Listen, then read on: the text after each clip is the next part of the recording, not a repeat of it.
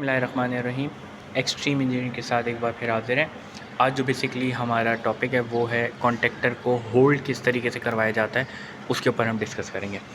तो इसमें किस तरीके से कनेक्शन करेंगे, सबसे पहले आपको पता है कि इस कॉन्टेक्टर को एनर्जाइज़ करने के लिए इसको एक सप्लाई चाहिए होती है जो A1 और A2 पे कनेक्ट होती है। इसमें न्यूट्रल फेज़ कहीं पे भी कनेक्ट कर सकते हैं, कोई इशू नहीं होगा, AC होता है।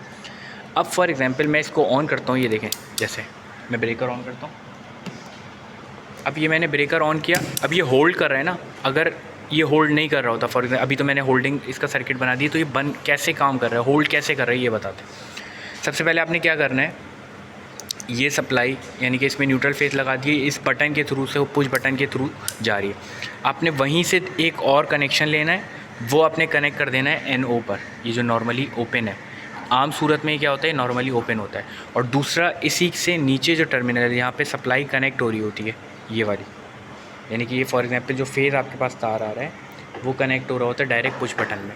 वहीं से एक तार आपने लेना है और इसके जो NO है वहाँ पे आप कनेक्ट कर देंगे। अब होगा क्या, जैसे ही आप इसका बटन दबाएंगे, अभी मैं इसको ऑफ़ करता हूँ,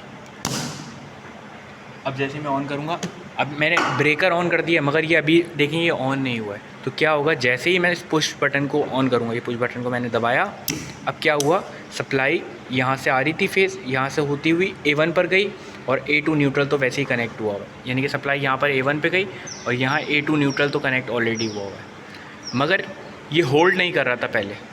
अब होल्डिंग के लिए क्या किया मैंने, यहीं से एक लूप लिया, एक तार, यानी कि फेज़ अब यहाँ पे भी पहुँच गया और फेज़ नीचे से भी डायरेक्ट इसके पास NO पे पहुँच गया। तो अब इन दोनों जगह पे फेज़ आ रहा था। जैसे ही अगर अब इसको मैं छोड़ भी दूँगा, अब ये देखिए इससे कोई फ़र्क नहीं पड़ रहा, छोड़ भी दूँ तो क्या होगा, इसको सप्लाई मिल रही होगी। कहाँ से मिल रही होगी सप्लाई, ये देखें, क्योंकि ये तो फेज़ कनेक्ट है ना डायरेक्ट, तो फेज़ इसको यहाँ से मिल रहा है, यहाँ पर होते हुए इस बटन पर आ रहा है और ये बटन ऑलरेडी A1 में कनेक्ट हुआ हुआ, ये देख सकते हैं। क्लियर है। तो इस तरीके से बेसिकली इसमें ये होल्डिंग की जाती है, लैचिंग की जाती है। NO टर्मिनल पर अगर आप सप्लाई दे देंगे, कोई भी फेज़ एक पहुंचा देंगे, तो ये होल्ड कर जाएगा। तो इस तरीके से बेसिकली इसको होल्ड किया जाता है। थैंक